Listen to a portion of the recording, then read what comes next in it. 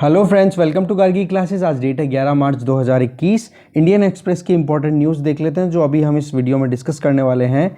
Front page पे हमारे लिए इंपॉर्टेंट न्यूज़ है कि कैबिनेट ने अपनी तरफ से अप्रूवल दे दिया है कि एफडीआई में जो इंश्योरेंस सेक्टर है उसमें एफडीआई को अब जो करंट 49% तक अप्रूवल मिला है उसको राइज करके 74% कर देंगे।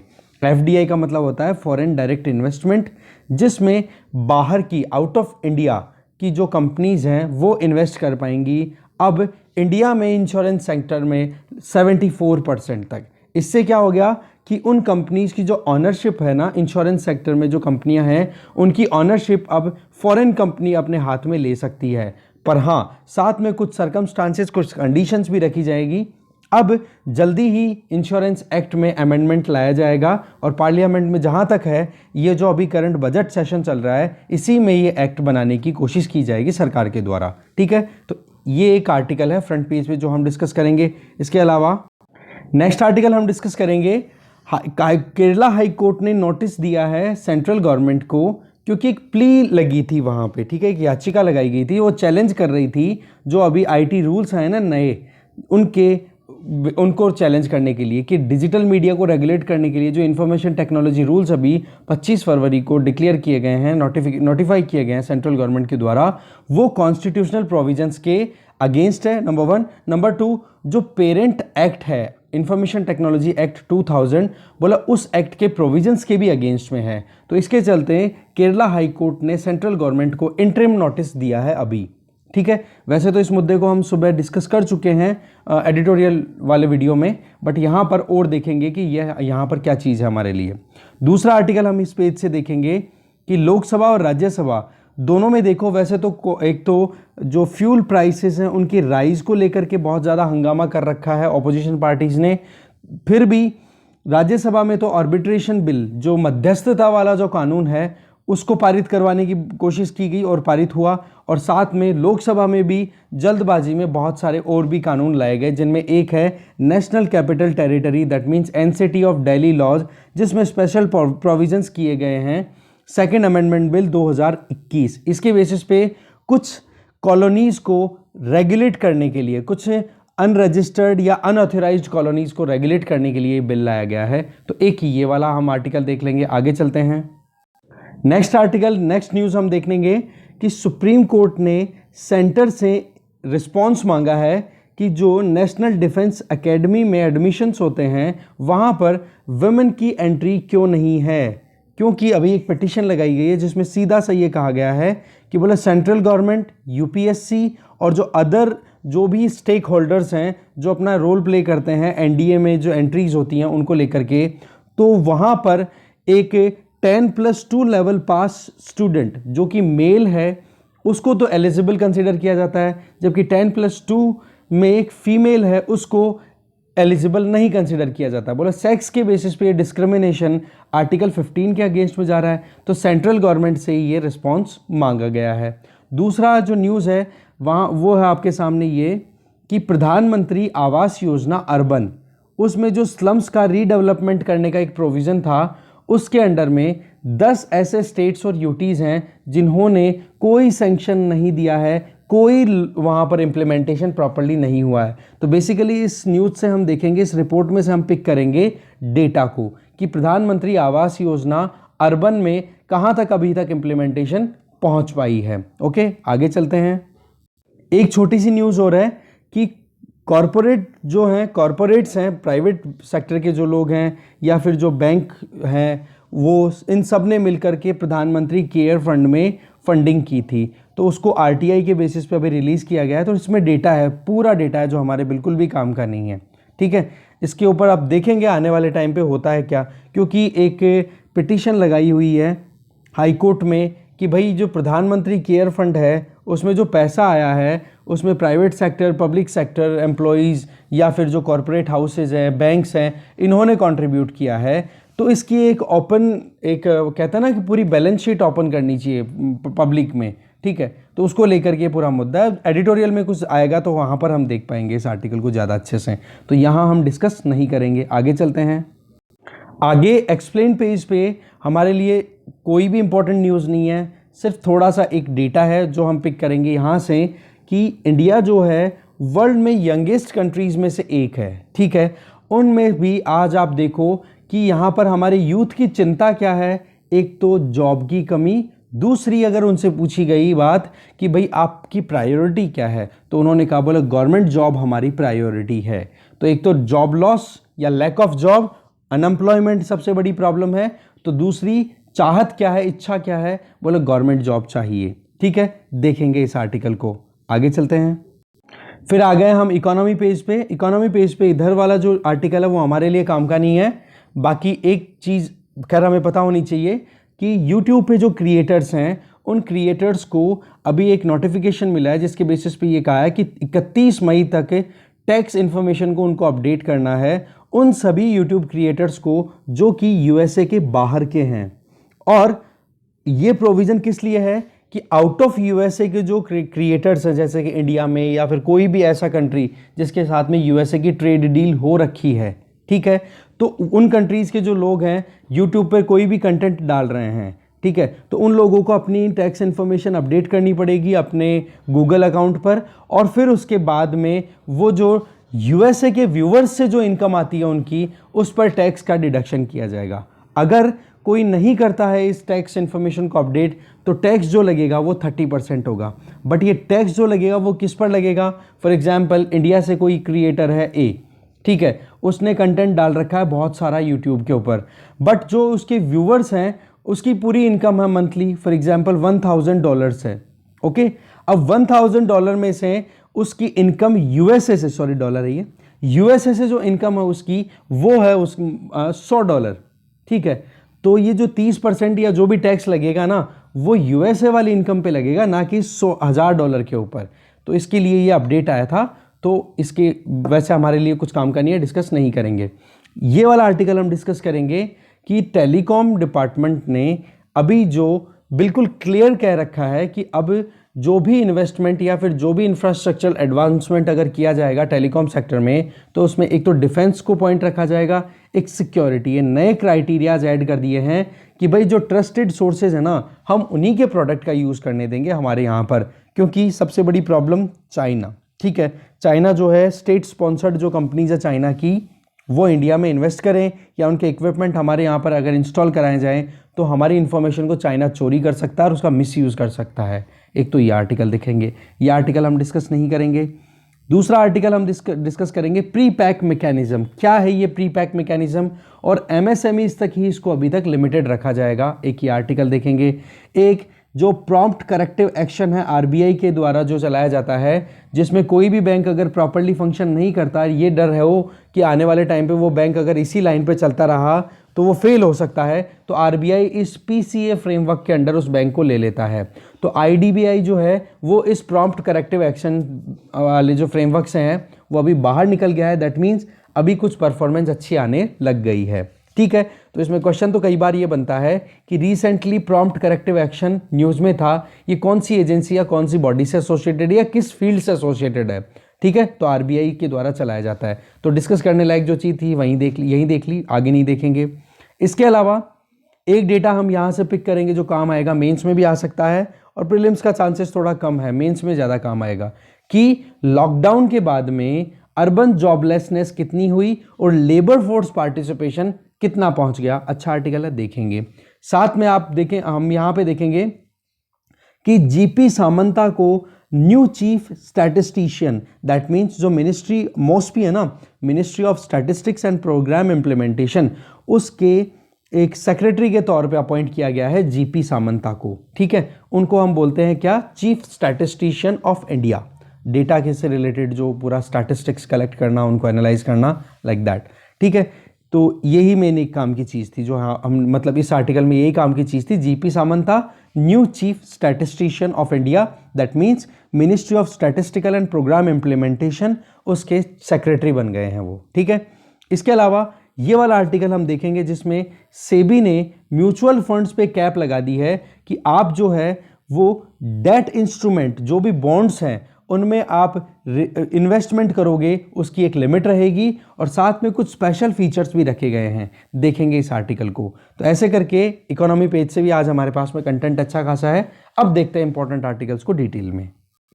फर्स्ट आर्टिकल है कि कैबिनेट ने अपनी तरफ से अप्रूवल दे दिया है कि अब एफडीआई जो है वो इंश्योरेंस सेक्टर में 49% से इंक्रीज करके 74% तक अलाउ कर दिया जाएगा। बेसिकली गवर्नमेंट का ये डिसीजन ये चीज़ रिफ्लेक्ट कर रहा है कि गवर्नमेंट जो है वो बिल्कुल भी इस चीज़ को लेकर के एक तरीके से क्वेश्चन में नहीं है कि जो रिफॉर्म्स लाने हैं हमारे यहाँ पर फाइनेंशियल सेक्टर में, हमारे जो स्ट्रक्चरल चेंजेस लेकर के आने हैं, उसके लिए हमारी सरकार बिल्कुल तैयार है। ज़्यादा से ज़्यादा जब फॉरेन इन्वेस्टमेंट हमारे यहाँ पे आएगा तो देखो इंश्योरेंस कंपनीज जो हैं वो ज़्यादा से ज़्यादा एक तरीके से आप कह सकते हो ना प्रोडक्ट्स जो हैं वो ज़्यादा अवेल करा पाएंगी, इंटरनेशनल एक्सपीरियंसेस को हम यूज़ कर पाएंगे। साथ में जितनी ज़्यादा कंपनीज होगी उतना ज़्यादा कंपटीशन होगा और उतना ही सस्ते में जो कस्टमर्स हैं आप और हम, उनको ज़्यादा से ज़्यादा फ़ायदा होगा। ठीक है, इसमें ओवरऑल जो आप देखोगे तो हमारे यहाँ पर टोटल जो पेनिट्रेशन है, ठीक है, वो कहीं ना कहीं इंक्रीज हो पाएगा 3.71% ऑफ द जीडीपी तक। ठीक है, इंश्योरेंस का। ठीक है, तो ये चीज़ कहीं ना कहीं इंश्योरेंस कवरेज जब बढ़ेगा तो सिक्योरिटी भी बढ़ेगी। तो इस चीज़ को लेकर के देखो बजट 2021-22 में हमारी जो यूनियन फाइनेंस मिनिस्टर हैं निर्मला सीतारमण जी, उन्होंने अनाउंस किया था कि इंश्योरेंस एक्ट ऑफ 1938 में हम अमेंडमेंट करेंगे और उस अमेंडमेंट का प्रोविज़न क्या रहेगा कि जो अभी तक एफडीआई में जो इंश्योरेंस में जो एफडीआई प्रोविज़न है वो 49% तक लाना अलाउड है, तो अब इसको इंक्रीज करके 74%। अब 74% अगर एफडीआई आता है तो आपको पता है कि 50% से ज़्यादा जिसके पास में भी शेयर्स हैं वो ऑनरशिप ले लेता है। ठीक है ना, तो इस तरीके से 74% तक अगर एफडीआई आता है तो फॉरेन कंपनीज जो हैं वो अपनी एक तरीके से ऑनरशिप को हैंडल कर पाएंगी। पर साथ में एक चीज़ भी है कि ये जो नया स्ट्रक्चर आएगा इसमें प्रॉपर मैनेजमेंट भी रखा जाएगा और ये भी रखा जाएगा कि 50% जो डायरेक्टर्स होंगे ना वो इंडिपेंडेंट डायरेक्टर्स हों। कहने का मतलब कि अगर मान लो कोई कंपनी को लॉन्च करने के लिए ABCD 4 बंदे आते हैं, इन्होंने पैसा इन्वेस्ट किया और कंपनी को लॉन्च कर दिया, तो अगर ये चारों के चारों डायरेक्टर बन के बैठते हैं उस कंपनी की बोर्ड में, तो ये तो क्या हो गए, इंडिपेंडेंट नहीं हुए। अब इन चारों ने जब कंपनी लॉन्च की और कंपनी लॉन्च करने के बाद में और लोगों को भी अपनी तरफ अट्रैक्ट किया, ठीक है, तो वो लोग भी इन्वेस्ट करेंगे, मान लो EFGH, राइट। अब इन लोगों ने अच्छा खासा इन्वेस्टमेंट जब किया ना, तो ये जो EFGH हैं इनके इतने स्टेक्स हो गए, इतना इन्वेस्टमेंट है कि ये डायरेक्टर्स के इक्विवेलेंट पावर रखने की मादा रखते हैं, इतना इन्वेस्टमेंट इन्होंने कर दिया, तो इन लोगों को भी मेंबरशिप मिलेगी बोर्ड के अंदर। तो ये लोग क्या हो जाएंगे, इंडिपेंडेंट डायरेक्टर्स। तो एक तो क्या रखा जाएगा कि 50% जो होंगे वो इंडिपेंडेंट डायरेक्टर्स होंगे, साथ में ज़्यादातर जो डायरेक्टर होंगे, मेजोरिटी ऑफ द डायरेक्टर होंगे ना बोर्ड के अंदर जो कि की मैनेजमेंट में करेंगे, वो रेजिडेंट ऑफ इंडिया होंगे, इंडिया के ही लोकल लोग होंगे। इससे क्या होगा, देखो ऑनरशिप तो कहीं ना कहीं फॉरेन कंपनीज को मिल जाएगी, बट कंट्रोल और सेफ गार्ड्स का भी ध्यान रखा जाएगा। ऐसा नहीं कि वो कंपनी अपनी दादागिरी करनी शुरू कर दे। ठीक है, देखो अभी करंटली यहाँ पे ये बताया था, ये वाला डेटा थोड़ा सा करेक्ट करके बताना चाहूँगा मैं कि करंटली हमारे यहाँ पर जो इंश्योरेंस पेनिट्रेशन है ना, दैट मीन्स कि जीडीपी का कितने हिस्से में या जीडीपी का कितना पार्ट इंश्योरेंस के तौर पे या इंश्योरेंस कवरेज प्रोवाइड कर रहा है हमारी जनता को, तो वो है ओनली 3.71%। तो ये ज़्यादा होने की ज़रूरत है। तो इंश्योरेंस पेनिट्रेशन भी बढ़ेगा, दैट मीन्स इंश्योरेंस कवरेज भी बढ़ेगा, तो उससे भी फ़ायदा होगा मार्केट को। इससे क्या है कि देखो एफडीआई आता है तो देखो वही बात है, नई टेक्नोलॉजी, नए एक्सपीरियंसेस और नया पैसा जब आएगा तो कैपिटल इन्वेस्टमेंट भी हमारे यहाँ पे राइज होगा। देखो प्रीवियसली जो ये पहले हुआ करता था 26%, उसको बढ़ा करके 49% किया गया था 2014 में, फिर उसके बाद में अब किया जाएगा 74% तक। आगे चलते हैं। नेक्स्ट न्यूज़ है कि बहुत उठापटक के बाद में लोकसभा ने कुछ लॉज को कुछ लॉज को अप्रूवल दे ही दिया दिल्ली में जो कॉलोनीज हैं उनको लेकर के। तो बेसिकली क्या है, ऑपोजिशन तो इसलिए बिल्कुल एक तरीके से ऑब्जेक्शन कर रही है, एक तो फार्म लॉज को लेकर के, एक फ्यूल प्राइस को लेकर के, बट उसी के चलते भी national capital territory of Delhi laws special provision second amendment bill 2021 वो कहीं ना कहीं पारित करवा लिया गया, लोकसभा ने पास कर दिया। और इसमें क्या किया जाएगा, जो दिल्ली में अनऑथराइज्ड कॉलोनीज है ना, जिनको कोई रिकग्निशन नहीं मिल रहा है, जिनको बेसिक कम्युनिटीज़ इंश्योर नहीं हो पा रही है, उनको कहीं ना कहीं रिकॉग्निशन मिलेगा, उनका रेगुलेशन हो पाएगा। इससे क्या है कि वहाँ के लोगों को परेशानी ना झेलनी पड़े। ठीक है, तो minister of state independent charge जिनके हाथ में है, हाउसिंग एंड अर्बन अफेयर, जिनका नाम है हरदीप सिंह पुरी, तो उन्होंने बिल को इंट्रोड्यूस किया और ये कहा कि दिसंबर 31 2023 तक इन कॉलोनी जो कि अनऑथराइज्ड कॉलोनीज हैं, इनको जल्दी से जल्दी हम प्रॉपर रेगुलेट कर पाएंगे। देखो 1947 की अगर बात करें ना, उस टाइम पर जब हम इंडिपेंडेंट हुए थे तो इंडिया की टोटल पॉपुलेशन का केवल 17% पॉपुलेशन ही सिटीज़ में रहता था, जो कि बहुत ही आज के टाइम पे कितना हो चुका है, लगभग 31% तो 2011 की सेंसस के अकॉर्डिंग है, तो और भी ज़्यादा बढ़ चुका है, 38-39% तक पहुंच गया अभी जो अर्बन पॉपुलेशन का रेशो है इंडिया में। दिल्ली की अगर बात करें तो 1951 सेंसस के टाइम पे लगभग 22 लाख पॉपुलेशन थी दिल्ली की, जो कि 2011 के टाइम पे कितनी हो गई थी, 1.6 करोड़। और अभी बताया ये जा रहा है कि लगभग दिल्ली की पॉपुलेशन जो है वो 2 करोड़ तक पहुंच चुकी होगी। तो उनकी जो नई कॉलोनीज हैं, बहुत सारी कॉलोनीज बन गई है, 22 लाख से 2 करोड़ पॉपुलेशन बहुत बड़ा इंक्रीमेंट आप देख सकते हो। तो वहाँ पर कॉलोनीज को ऑथराइज करना, रेगुलेट करना बहुत ज़्यादा ज़रूरी है सर्वे बेसिस पे कि हाँ कहाँ पर कौन सी अम्यूनिटीज़ की रिक्वायरमेंट है। तो इसके लिए ये कानून पारित करवा लिया गया है। कहाँ से? ये बिल पारित हुआ अभी फिलहाल तो लोकसभा से। इसी तरीके से राज्यसभा में भी ऑपोजिशन जो है वो लगातार प्रोटेस्ट कर रहा है, तो उसी चीज़ को ध्यान में रखते हुए अभी फिलहाल वहाँ पर आर्बिट्रेशन एंड रिकॉन्सिलिएशन का जो बिल है उसमें अमेंडमेंट की बात की गई और वो बिल भी पारित करवा दिया। देखो ये रहा arbitration and conciliation amendment bill 2021। इसको पहले तो ऑर्डिनेंस के बेसिस पे नवंबर में डिक्लेयर किया था, जब हाउस था, रिसेस हो रहा था, मतलब उस टाइम पे हाउस के सेशन नहीं चल रहे थे। अब इसको अप्रूवल मिल गया है इस बिल को, कहाँ से? राज्यसभा में। बेसिकली ऑपोजिशन डिमांड क्या कर रहे हैं कि भाई फार्म लॉज पे और फ्यूल प्राइस के ऊपर डिबेट किया जाए। तो फार्म लॉज के लिए तो सीधा सा एक चीज़ कह के जो राज्यसभा के चेयरमैन है हमारे vice president M Venkaiah Naidu ji, उन्होंने ये कह के डिस्कार्ड कर दिया कि फार्म इशू पे हम ऑलरेडी बातचीत कर चुके हैं जब हमने ये सेशन शुरू किया था, तो बोलो दोबारा उसी मुद्दे पे फंसने से कोई फ़ायदा है नहीं। तो इस तरीके से देखो बहुत ज़्यादा जो आप कह सकते हो ना फंक्शनिंग है ना, लोकसभा पार्लियामेंट की फंक्शनिंग बहुत वीक हो रही है।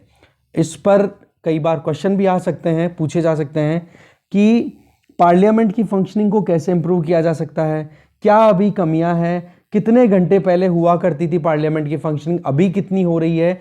इन चीज़ों के ऊपर आपको रिसर्च करनी है, पता करना है कि पार्लियामेंट की फंक्शनिंग कितनी डिक्लाइन हो चुकी है। ओके, नेक्स्ट आर्टिकल पे चलते हैं।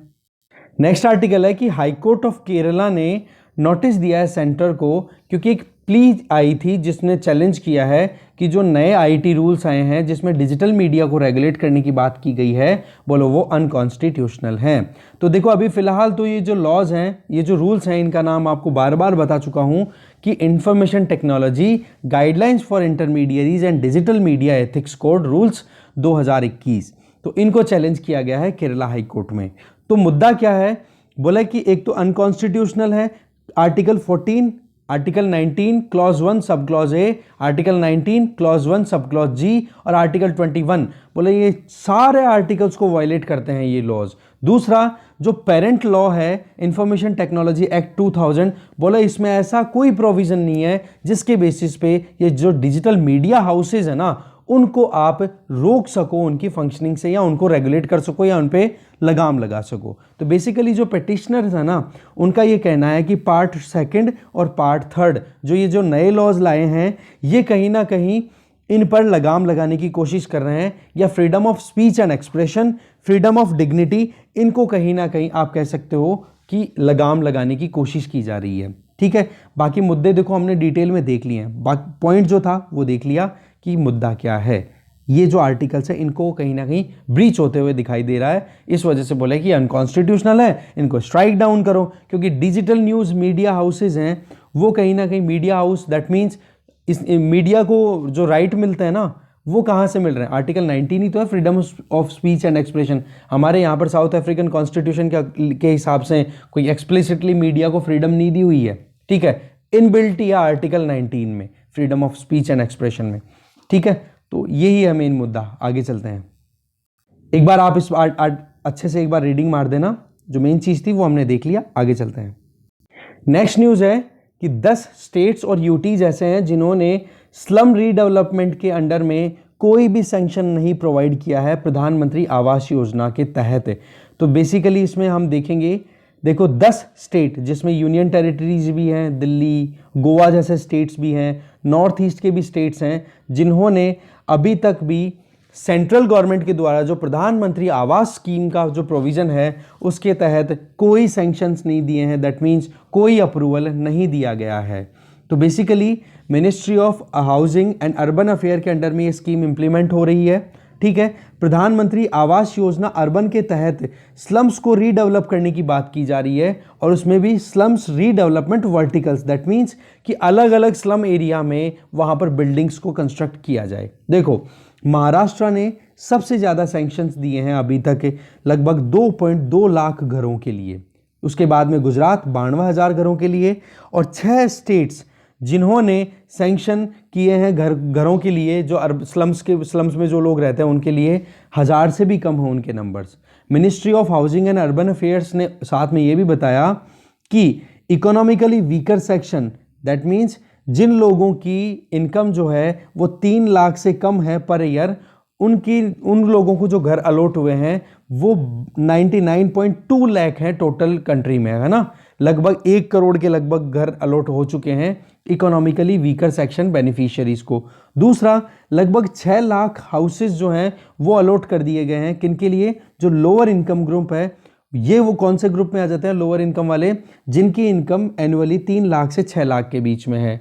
इसके अलावा मिडिल इनकम ग्रुप, जिनमें ग्रुप 1 और सेकंड, जिसमें 4.5 लाख के लगभग जिनकी एनुअल इनकम होती है, ठीक है, पर ईयर एनुअली, ठीक है, उनको 0.9 लाख जो हाउसेज हैं वो अलॉट किए गए हैं। तो इसमें देखो काम की चीज़ क्या है, नंबर 1 कि कौन से स्टेट ने सबसे ज़्यादा सैंक्शंस दिए हैं। उसके अलावा इकोनॉमिकली वीकर सेक्शन इसमें कौन सा कंसिडर किया जा रहा है, तो वो कितना है, 3 लाख से कम वाली जो इनकम वाले जो फैमिलीज़ हैं वो।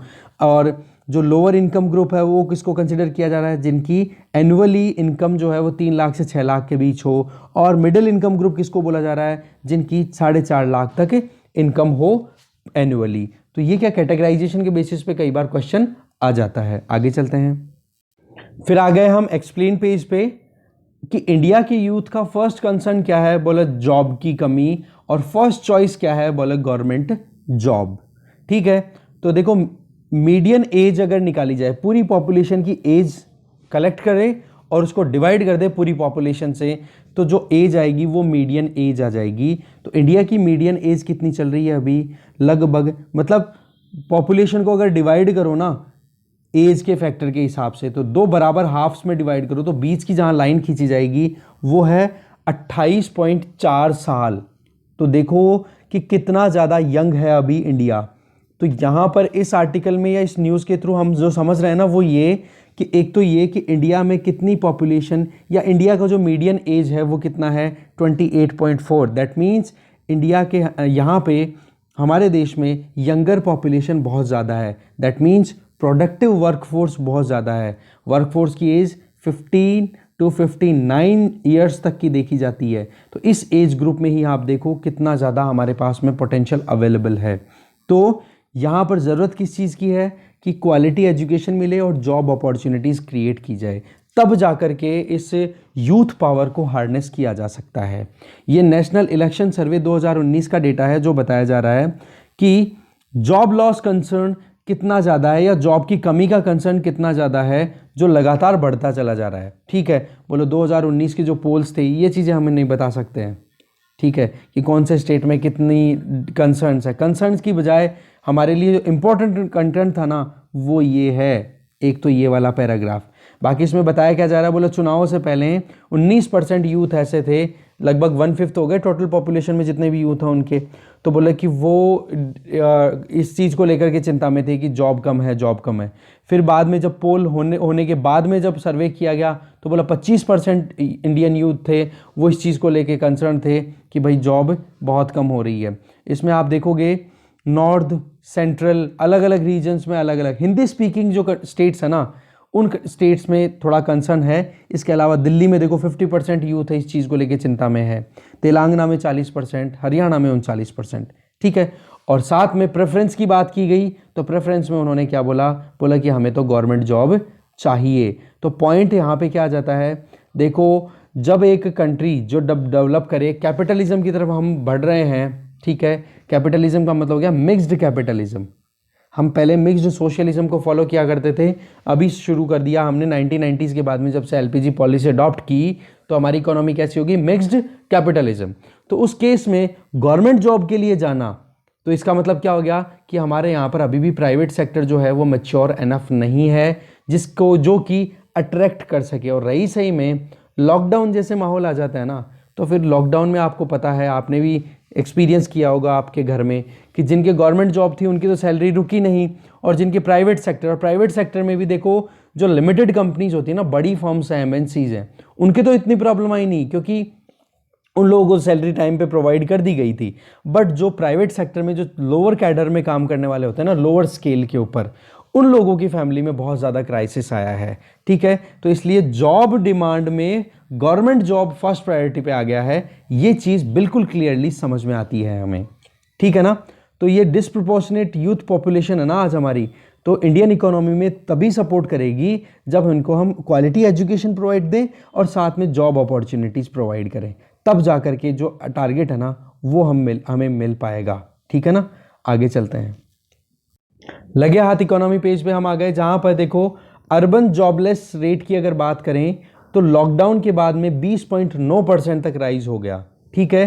तो जो कि अप्रैल जून की बात की जा रही है 2020 में, अप्रैल जून की कौन सा, लॉकडाउन के जस्ट नियर बाय टाइम ही है, ठीक है।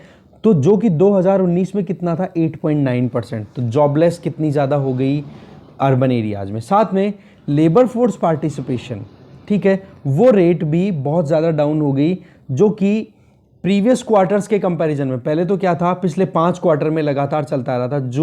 अप्रैल जून 2020 के पहले के जो क्वार्टर्स थे ना, उस टाइम पर 37.5% लेबर फोर्स पार्टिसिपेशन हुआ करता था, जो कि घट करके लॉकडाउन के बाद में कितना हो गया, 38.9%। तो आपके लिए एक काम की चीज़ आ गई है कि लेबर फोर्स की डेफिनेशन क्या होती है। 3 चीज़ें मैं बताता हूं आपको, एक तो लेबर फोर्स की डेफिनेशन, एक वर्क फोर्स की डेफिनेशन, और एक आपको बतानी है अनएम्प्लॉयमेंट रेट। ये तीनों चीज़ें बहुत इंपॉर्टेंट टर्म्स हैं, इनकी डेफिनेशन आपको ढूंढनी है। आगे चलते हैं, नेक्स्ट न्यूज़ है कि डिफेंस और सिक्योरिटी एक नया क्राइटेरिया आ चुके हैं, जिसमें ट्रस्टेड सोर्सेज को और नॉन ट्रस्टेड सोर्सेज को क्लासिफाई किया जाएगा, और उसी के बेसिस पे फिर बाद में ये देखा जाएगा कि जो ट्रस्टेड सोर्सेज हैं उन्हीं के इक्विपमेंट हमारे यहाँ पर टेलीकॉम इंडस्ट्री में काम में लिए जाएं। देखो चाइना के साथ में जब से हमारे टेंशन चल रहे हैं पिछले साल से, तब से लेकर अब तक चाइना की कंपनी हुएवी और ZTE, ये कहीं ना कहीं इंडियन टेलीकॉम सेक्टर में अपने प्रोडक्ट को सप्लाई करने में बहुत ज़्यादा मुश्किलों का सामना करना पड़ रहा है इनको। इवन एक बार तो बंद ही हो चुका है इनका, क्योंकि चाइना के साथ में जो चिंता थी उसकी वजह से। रही सही में ये कंपनियां क्या है, चाइनीज़ कंपनी से, चाइनीज़ गवर्नमेंट स्पॉन्सर्ड है। तो इसमें क्या है कि ये कहीं ना कहीं बैक डोर से या ट्रैप डोर से इंफॉर्मेशन को पहुंचा सकते हैं। बैक डोर या ट्रैप डोर क्या है वो देखते हैं। देखो बेसिकली चाइनीज़ कंपनी पर एक एलिगेशन लगाए जा रहे हैं कि ये कंपनी जो भी इक्विपमेंट बनाएंगी उन इक्विपमेंट में इनबिल्ट कुछ प्रोग्राम, कुछ सॉफ्टवेयर है, कुछ मालवेयर ऐसे तैयार कर लेंगी कि जैसे ही वो इक्विपमेंट किसी भी कंपनी में या किसी भी इंस्टॉलेशन में लग जाएंगे तो वहाँ से वो कम्युनिकेशन को वहाँ से फीडबैक करके और चाइना तक पहुँचा देंगे। इससे क्या हो गया, इंफॉर्मेशन बेसिस पे क्या हुआ, चाइना ने वल्नरेबिलिटीज़ का फ़ायदा उठाना शुरू करना है कि नहीं, कर सकता है ना। इसलिए बोला है कि एक प्रॉपर एक कमेटी बैठेगी जो कि डिसाइड करेगी कि कौन से तो ट्रस्टेड सोर्सेज हैं और कौन से नॉन ट्रस्टेड सोर्सेज हैं। बेसिकली एक नेशनल साइबर सिक्योरिटी कोऑर्डिनेटर एक अथॉरिटी है, ठीक है, वो स्टैब्लिश की जाएगी, जिसमें ट्रस्टेड और नॉन ट्रस्टेड टेलीकॉम इक्विपमेंट के बारे में क्लासिफिकेशन होगा। इसको हेड कौन करेगा इस कमेटी को, वो होंगे national security deputy national security adviser. साथ में उनके अलावा कमेटी के जो दूसरे मिनिस्ट्रीज़ हैं उनके मेंबर्स भी इस कमेटी के मेंबर बनेंगे, और कुछ इंडिपेंडेंट एक्सपर्ट्स भी इस कमेटी में आकर के बैठेंगे, और फिर वो डिसाइड करेंगे कि कौन से सोर्सेज तो कॉन्फिडेंट है या ट्रस्टेड है और कौन से नॉन ट्रस्टेड है या फिर ट्रस्टफुल नहीं है। देखो 4G स्पेक्ट्रम का ऑक्शन अभी रिसेंटली हुआ है ही, तो इस चीज़ में भी टेलीकॉम डिपार्टमेंट ने ये क्लियर बोला है कि भाई आप इक्विपमेंट जो नॉन ट्रस्टेड है सोर्सेज उनसे आप परचेज नहीं करोगे, ठीक है। तो ये चीज़ कहीं ना कहीं कंसर्निंग है जो भी चाइना बेस्ड कंपनीज हैं उनके लिए, या फिर जिनके साथ में, जिन कंट्रीज़ के साथ में हमारे रिलेशन ठीक नहीं है उन कंट्रीज़ के लिए, राइट। तो बहुत हुएवी और जेटी कहीं ना कहीं इन मुश्किलों का सामना कर रही है। हमारे यहाँ पर 3 टेलीकॉम कंपनीज मेजर हैं जिनमें आपको पता है एयरटेल, भारती एयरटेल, फिर उसके अलावा आपकी जियो हो जाएगी और एक हो गई वी, वोडाफोन आइडिया वाली। तो ये तीनों को भी ये चीज़ बिल्कुल क्लियरली बोली गई है, क्योंकि 5G ट्रायल्स के लिए भी कहीं ना कहीं एक बार तो ZTE और हुएवी को अलाउ करने से मना कर रखा है हमारी गवर्नमेंट ने कि भाई आप स्टेट स्पॉन्सर्ड कंपनीज हो और हमें डर है कि आप हमारी क्रूशियल क्रिटिकल इन्फॉर्मेशन जो है वो हमारे दुश्मन मतलब चाइना तक पहुंचा दोगे। तो बोला आप नॉन ट्रस्टेड कैटेगरी में कंसिडर्ड हो, ठीक है, तो बोला हम आपको अलाउ नहीं करेंगे। बाकी वो ट्रस्टेड और नॉन ट्रस्टेड कैटेगरी का क्लासिफिकेशन कौन करेगी, ये कमेटी जो हम ऑलरेडी देख चुके हैं। तो बैकडोर और ट्रैपडोर ये 2 टर्म आप याद रखना, ठीक है, कि कोई भी टेलीकॉम नेटवर्क में फॉर एग्जांपल BSNL है, उसके यहाँ पर इंस्टॉलेशन कर लिए गए, तो वो इंस्टॉलेशन में अगर ZTE या फिर इसके हुएवी के इक्विपमेंट यहाँ पे लगा दिए और उस इंस्टॉलेशन में, उस इक्विपमेंट में कुछ ऐसे सॉफ्टवेयर हैं जो कि यहाँ से BSNL से इंफॉर्मेशन उठा करके चाइना पहुँचा दे, तो रिस्क हुआ कि नहीं। पर एक चीज़ क्लियर आपको मैं कर दूँ कि जो ऑलरेडी इंस्टॉल्ड इक्विपमेंट्स है ना, चाहे BSNL हो चाहे कोई भी कंपनी हो, उनके अपग्रेडेशन के अंदर ऐसा कोई कानून नहीं लगेगा ट्रस्टेड या नॉन ट्रस्टेड का, क्योंकि ऑलरेडी इंस्टॉल्ड है ना, तो उसको तो देखो उन्हीं कंपनियों से करवाना पड़ेगा। हाँ, नया कुछ इन्वेस्टमेंट करे, नया कुछ इंस्टॉलेशन करे, तो फिर ये ट्रस्टेड और नॉन ट्रस्टेड वाला टैग देखा जाएगा। आगे चलते हैं। नेक्स्ट न्यूज़ है प्री पैक मैकेनिज्म। ये एक बार केवल MSMEs को रिजॉल्व करने से रिलेटेड है। बेसिकली होता क्या है, देखो कोई भी कंपनी स्टार्ट होती है तो वो उनको लोन लेने की ज़रूरत होती है, और मार्केट से जब वो लोन ले लेते हैं, क्रेडिटर से लोन उठा लेते हैं एक बार, तो उनको टाइम पे रीपे नहीं कर पाते हैं तो उनको इंसॉल्वेंट कंसिडर किया जाता है। और अगर कोई भी एडजुडिकेटिंग अथॉरिटी या कोई भी कंपिटेंट अथॉरिटी डिक्लेयर कर दे कि हाँ सही में इनके पास में पैसा नहीं है, तो उन कंपनीज को फिर बाद में बैंकरप्ट बोल दिया जाता है। तो जो इंसॉल्वेंसी एंड बैंकरप्सी कोड है IBC, उसके अंडर में ये प्री पैक मैकेनिज्म जो है वो अभी लॉन्च करने की बात की जा रही है। तो गवर्नमेंट इस चीज़ के लिए प्लानिंग कर रही है कि जल्दी से जल्दी रोल आउट किया जाए प्री पैक मैकेनिज्म को। ये एक रेजोल्यूशन मैकेनिज्म होगा जिसमें कोई भी कंपनी अगर इंसॉल्वेंट हो पा रही है तो उनको एक तरीके से रिवाइवल दिया जा सके, क्योंकि वहाँ पर मैनेजमेंट की प्रॉब्लम की वजह से ये कहीं ना कहीं हो सकता है कि मैनेजमेंट चेंज किया जाए। क्रेडिटर्स हैं, उधार देने वाले जो लोग हैं, उनकी वेलफेयर अगर थोड़ी सी हो जाए, उनके जो कंसर्न्स उनको एड्रेस कर दिए जाएं, तो हो सकता है कंपनी अच्छे से काम करे। तो बेसिकली ये जो प्री पैक है ना, ये कहीं ना कहीं MSMEs तक ही कन्फाइंड रखी जाएगी शुरुआत में, micro small and medium enterprises के लिए।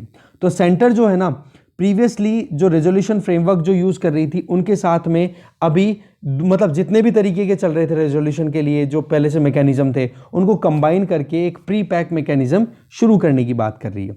बेसिकली प्री पैक मैकेनिज्म क्या होगा, इसमें क्या होगा कि मैनेजमेंट को अलाउ किया जाता है इसमें कि जो भी डिस्ट्रेस्ड फर्म है, ठीक है, वो अपने कंट्रोल को कंटिन्यू रख सकती है। दैट मीन्स कि पहले तो रेजोल्यूशन में, नॉर्मल रेजोल्यूशन की जो मैकेनिज्म होते हैं ना, जहाँ पर जो क्रेडिटर्स हैं, क्रेडिटर का मतलब जो उधार देते हैं, तो इसमें देखो क्रेडिटर 2 तरीके के होते हैं। एक तो कैपिटल क्रेडिटर जो पैसा देते हैं, और दूसरा होते हैं जो सप्लाई क्रेडिटर्स होते हैं। फॉर एग्जांपल आपने कोई फैक्ट्री लगाई, उस फैक्ट्री में जो भी रिक्वायरमेंट है मशीनरी की, इक्विपमेंट की, इलेक्ट्रिसिटी अप्लायंसेस की, वो आपको किसी एक दुकानदार से या एक कंपनी से सीधा वो गुड्स मिले हैं, तो वो सप्लाई साइड सप्लायर क्रेडिटर हो गए, ठीक है ना। तो यहां पर पॉइंट क्या है कि ये प्री पैक में क्या कर दिया जाएगा कि जो कंपनी डिस्ट्रेस में है उसके मैनेजमेंट को चेंज नहीं किया जाएगा, कि बोले जो मैनेजमेंट अभी है ना, अभी जो डायरेक्टर्स हैं उस कंपनी के, वो कंटिन्यू रहेंगे। साथ में ये भी देखा जाएगा कि जो क्रेडिटर्स हैं उनके साथ में प्रॉपर नेगोशिएशन किए जाएं, क्योंकि जो उधार देने वाले हैं उनका कंसर्न्स भी तो फोकस में लाने की जरूरत है ना। क्योंकि अल्टीमेटली रेजोल्यूशन क्यों किया जा रहा है, क्योंकि क्रेडिटर्स को टाइम पे पैसा रिटर्न नहीं किया जा रहा है। साथ में जो एग्जिस्टिंग प्रोमोटर्स हैं या थर्ड पार्टी है, उनको भी साथ में इन्वॉल्व किया जाएगा। कहने का मतलब कंपनी में कहीं पर भी अगर लोन चुकाने में प्रॉब्लम आ रही है तो उसका मैनेजमेंट तो वैसा का वैसा रखा जाएगा, बट कंसल्टेशन की जाएगी किसके साथ में, क्रेडिटर जो उधार देने वाले हैं वो, या फिर जो इंडिपेंडेंट डायरेक्टर्स हैं, या फिर आप कह सकते हो जो एग्जिस्टिंग प्रोमोटर्स हैं जिन्होंने पैसा लगा रखा है वो, और तीसरा थर्ड पार्टी जो बीच में इन्वॉल्व हो रही है, उनके साथ में प्रॉपर कंसल्टेशन किया जाएगा और मैनेजमेंट चेंज नहीं किया जाएगा, ये ध्यान रखना। इसको बोले जाता है प्री पैक। कहने का मतलब कि आगे उस कंपनी के अंदर मैनेजमेंट को चेंज करने से पहले का एक ऑप्शन कि भाई अब थोड़ा सा परफॉर्म कर लो आप अच्छे से। देखो करंटली जो है वो कॉर्पोरेट इंसॉल्वेंसी रेजोल्यूशन प्रोसेस चलता है। इसमें क्या होता है कि क्रेडिटर्स जो है ना मैनेजमेंट को अपने हाथ में ले लेते हैं, बट अभी ये प्री पैक जो ला दिया ना इसमें क्रेडिटर से कंसल्टेशन किया जाएगा पर मैनेजमेंट वो का वो कंटिन्यू रहेगा। प्री पैक स्कीम में टारगेट क्या किया जाएगा कि जो इंसॉल्वेंसी है ना उसको जल्दी से जल्दी सही कर लिया जाए, उसको रिजॉल्व कर लिया जाए, और उसके लिए टाइमलाइन दी हुई है कि 90 दिन के अंदर अंदर तो सबमिशन हो जाएगा, और रेजोल्यूशन प्लान का कि हाँ किस तरीके से मैनेजमेंट के साथ कंसल्टेशन होगा, क्रेडिटर का क्या रोल रहेगा, थर्ड पार्टी का क्या रोल रहेगा, और फिर उसके बाद में अगले 30 दिन जो है उसमें एडजुडिकेटिंग अथॉरिटी जो फाइनल करेगी कि हाँ वाकई में क्या डिसीजन लेना चाहिए, मैनेजमेंट में चेंज करना है, क्रेडिटर को वहाँ पे एक तरीके से एक मैनेजमेंट में एंट्री मिल जानी चाहिए, वो सारी चीज़ें। तो ऐसे करके 120 दिन का टाइम पूरा मिलेगा। बट सितंबर 2020 तक जो करंट रिजीम चल रहा है ना उसमें देखो लगभग 273 दिन तक टाइम 270 दिन तक का टाइम लग रहा है। तो उस टाइम को भी तो रिड्यूस करना है। इससे क्या हो जाएगा, एक क्विक रेजोल्यूशन हो पाएगा इंसॉल्वेंसी का। इसके लिए ये प्री पैक वाला इश्यू है वो हमारे लिए इंपॉर्टेंट हो जाता है डिस्कस करना। तो अभी ये जो प्री पैक वाला जो तरीका है ना ये यूएस और यूके जैसे डेवलप्ड कंट्रीज में चल भी रहा है, बट हाँ क्रिटिसिज्म किस बात को लेकर के होता है, बोला ट्रांसपेरेंसी बहुत कम है इस पूरे प्रोसेस में। ठीक है, इसी को लेकर के आगे चलते हैं नेक्स्ट आर्टिकल पे। नेक्स्ट आर्टिकल है security exchange board of India ने म्यूचुअल फंड्स पे एक कैप लगा दी है कि आप डेट इंस्ट्रूमेंट मतलब बॉन्ड्स में अगर आप इन्वेस्टमेंट करते हो तो आप 10% से ज़्यादा नहीं कर सकते हो, और वो भी कौन से, एडिशनल टीयर 1 जो फर्स्ट टाइम में जो बॉन्ड्स रिलीज किए जाते हैं उनके लिए। तो बोला आप एक बार 10% से ज़्यादा इन्वेस्टमेंट नहीं कर सकते हो। म्यूचुअल फंड्स के ऊपर ये लगाम लगा दी गई है। साथ में ये भी कहा है कि सिंगल इशूअर है और जो डेट इंस्ट्रूमेंट है उसमें आप 5% से ज़्यादा एसेट नहीं परचेज कर सकते हो या उसमें इन्वेस्ट नहीं कर सकते हो। तो इससे क्लियर चीज़ क्या आ गई कि 10% तक तो वो इन्वेस्ट कर सकते हैं। ठीक है, और उस 10% में भी 5% जो होगा मैक्सिमम है, ये मैक्सिमम 10% तक इन्वेस्ट कर सकते हैं अगर कोई भी सिंगल इशूअर है या जिसने अपने मार्केट में अभी बॉन्ड रिलीज किए हैं 81 जो बॉन्ड्स हैं, एडिशनल टीयर 1 जो बॉन्ड्स हैं उनमें। ठीक है, तो केवल 10% तक ही इन्वेस्ट कर पाएंगे म्यूचुअल फंड। ठीक है, सिंगल इशूअर कोई भी एक कंपनी। दूसरा जो डेट है, उधार देने वाला जो काम है वो 5% से ज़्यादा नहीं कर पाएंगे। तो ये 10% के अंदर ही है ये 5%, ये ध्यान रखना हमें। ठीक है, थोड़ा सा और क्या चीज़ की जा रही है कि मान लो पहले से किसी ने इन्वेस्ट कर रखा है, आपने तो रेगुलेशन तो 1 अप्रैल से इंप्लीमेंट करने की बात की है। ये जो रेगुलेशंस है ना ये 1 अप्रैल से इंप्लीमेंट हो जाएंगे। तो 1 अप्रैल से पहले जो अभी जो इन्वेस्ट जिन लोगों ने कर रखा है उनका क्या, तो बोलो उनको ग्रैंडफादर्ड कर दिया गया है। ग्रैंडफादर्ड का मतलब कि अगर कोई भी नया रूल या नई रेगुलेशंस आ रही है ना उनमें छूट देना, कि जिन लोगों ने पहले से इन्वेस्ट कर रखा है, जितना इन्वेस्टमेंट कर रखा है 10% से भी ज़्यादा जिन म्यूचुअल फंड्स ने, उनको कोई मतलब चिंता में आने की बात नहीं है। पर हाँ अगर वो फ्रेश इन्वेस्टमेंट करते हैं तो इन रेगुलेशंस को उनको ध्यान में रखने की ज़रूरत है। तो यहाँ पर आपके लिए क्वेश्चन क्या है, एक तो म्यूचुअल फंड्स क्या होता है उनके बारे में पता करना है, दूसरा एडिशनल टीयर 1 बॉन्ड्स कौन से होते हैं उनके बारे में आपको देखना है, और साथ में जो security exchange board of India है उसके बारे में भी आपको देखना है। आगे चलते हैं, और वर्ल्ड पेज की न्यूज़ आप खुद देखोगे, मैं न्यूज़पेपर अभी शेयर कर रहा हूँ, वर्ल्ड पेज पे आप जो इंपॉर्टेंट न्यूज़ है वो खुद से आप देख लोगे। ठीक है, तो डिस्कशन यहीं खत्म है। Thank you very much.